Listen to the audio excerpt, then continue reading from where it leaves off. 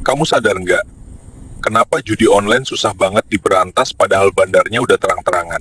Ya mungkin sistem kita kalah canggih, Om.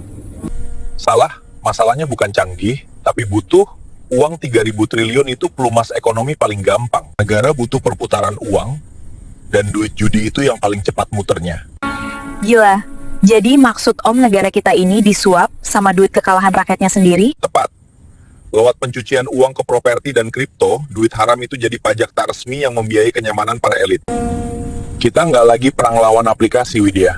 Kita lagi perang lawan sistem yang udah ketagihan duit panas. Kamu harus paham satu hal. Di dunia moneter, uang itu nggak punya bau. Nggak peduli itu uang hasil keringat buruh atau uang hasil tipu-tipu slot, begitu masuk ke sistem perbankan dan berubah jadi pajak, statusnya jadi suci. Tunggu Om, tadi bilang judi online membiayai negara, itu tuduhan serius. Gimana logikanya? Simple. Coba lo lihat sektor properti kita, kamu pikir siapa yang sanggup beli unit apartemen ratusan miliar di tengah ekonomi yang lagi lesu? Sebagian besar itu adalah hasil money laundering. Uang judi online dari jutaan rakyat kecil dikumpulin bandar, lalu dicuci dengan cara beli properti mewah. Oke, terus hubungannya sama kas negara? Negara dapat jatah ratusan triliun secara halal sebagai pendapatan pajak. Secara administratif, pemerintah bisa pamer.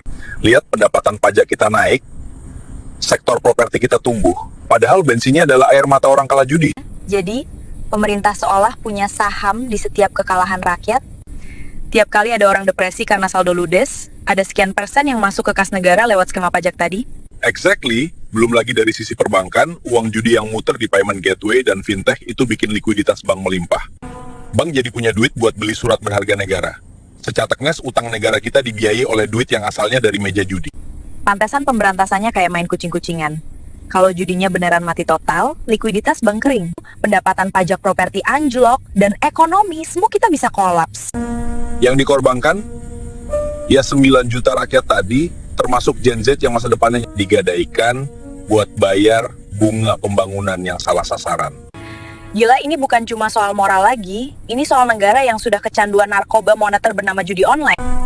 Dan pertanyaannya, siapa yang berani memutus rantai ini kalau semua orang di lingkaran atas sudah merasa nyaman dengan setoran terselubung ini?